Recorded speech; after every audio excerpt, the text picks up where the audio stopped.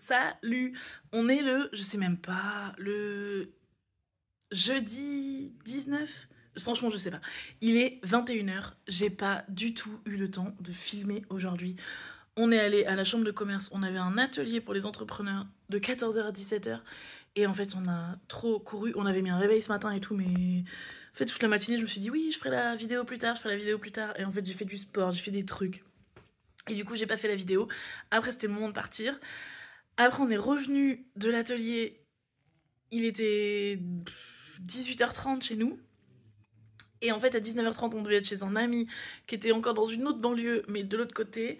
Donc du coup, j'ai pas du tout eu le temps. Donc je vous fais la vidéo hyper tard. Et du coup, je suis chez mon ami. On va manger une raclette, je sais pas si j'ai dit, et c'est trop cool, et ça va être bien. Mais voilà, je voulais quand même vous filmer cette vidéo. J'ai fini en audio le tome 3 de Twilight. Et si vous avez vu les dernières vidéos où j'en parlais et où je disais que, bah, notamment où je parlais du tome 2, donc le tome 1, je disais que c'est bon, maintenant je voyais à quel point c'était toxique, et le tome 2, je trouvais que Jacob il était hyper sain, qu'on voyait que c'était genre comme le soleil et la lumière de Bella et tout. Et alors là, le tome 3, bah non, bah ça va pas du tout en fait.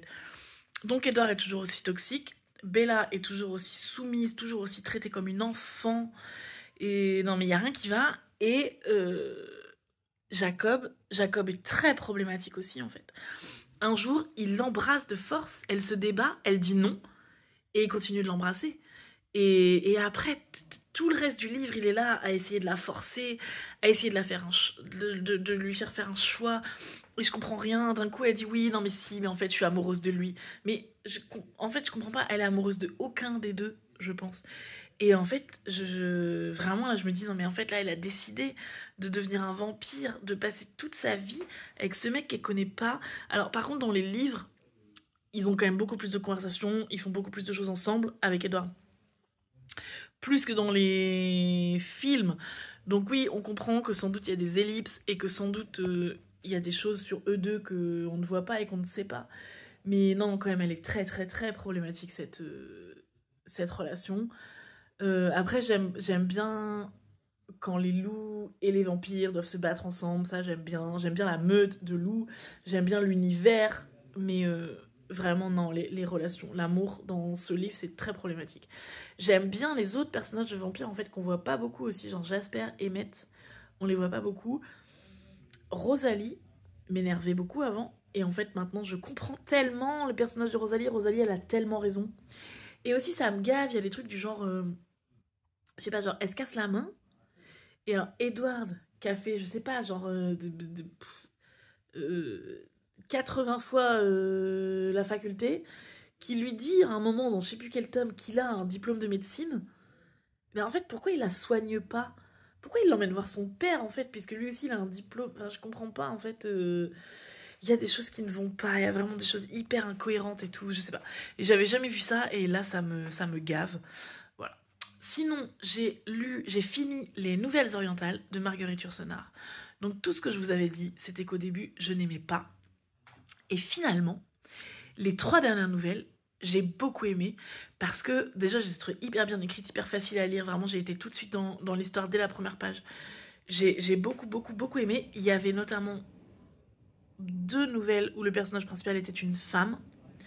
Et ça m'a plu, vraiment plu. Et il y avait un message contre le racisme, un message contre...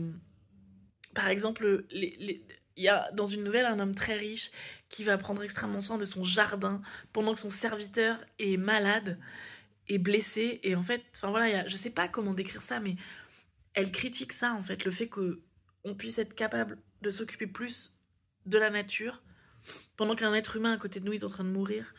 Et elle critique ça, je sais pas comment le qualifier, je me répète. Mais voilà, et ça m'a vraiment plu, il y avait des messages et tout, et je me suis dit, mais c'est bizarre quand même cette différence. Et à la fin du recueil, il y a un post-scriptum, où en fait, elle explique que les premières nouvelles, ce sont des adaptations de mythes et de contes déjà existants. En gros, elle les a juste traduits et réécrits un peu, mais c'est pas d'elle. Et que par contre, les dernières nouvelles sont d'elle. C'est elle qui les a inventées. Et là, je me suis dit, mais waouh, finalement, j'ai bien fait de m'accrocher parce que du coup, bah, j'ai l'impression que j'aime Marguerite Yourcenar. Donc j'ai un autre livre d'elle dans ma pile à lire, j'ai les Mémoires d'Adrien. Et du coup, au début du recueil, je me disais, mais en fait, j'ai pas envie de le lire. Et finalement, maintenant, bah si, j'ai envie de savoir ce qu'il en est, parce que j'ai vu une réelle différence entre les nouvelles de son imaginaire et les autres. Et du coup, j'ai vraiment envie d'en savoir plus sur elle, parce que là, du coup, je suis très intriguée, quoi. Enfin, c'est incroyable, du coup, là, ce que j'ai lu. Enfin, je veux dire, la différence que j'ai remarquée, quoi, c'est incroyable, ça m'a... Je sais, je trouve pas beaucoup mes mots, je suis désolée, je suis très fatiguée. Non, vraiment, ça m'a hyper intriguée et très surprise. Et du coup, bah, j'ai adoré cette fin et j'ai adoré découvrir ça, en fait, découvrir le comment du pourquoi. Voilà. Et sinon, j'ai lu 100 pages de L'ombre du vent. J'ai bien avancé. Vous voyez, pour le challenge des 1000 pages, je sais plus comment j'étais avancée, mais pas trop. Et j'avais dit L'ombre du vent, ça va se lire vite. Et je confirme, quoi. J'ai lu 100 pages dans le RER sans pouvoir m'arrêter d'une traite, sans réfléchir. Et L'ombre du vent, c'est génial. Vraiment. Parfois, j'ai peur. Parfois, je suis émue. Parfois, je ris. Parfois, je suis bouleversée. Parfois, j'ai envie, c'est mystérieux. J'ai envie de savoir ce qui va se passer.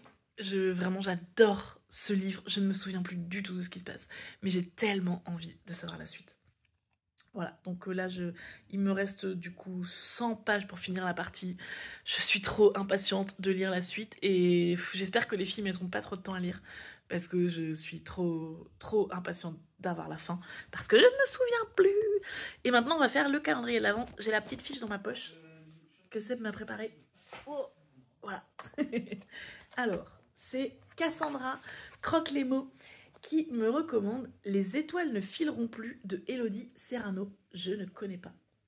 C'est l'une de mes récentes lectures et je l'ai beaucoup aimée. J'ai été très touchée par ce court texte qui traite de cause animale, de politique, de colonisation spatiale et de rencontre avec le vivant.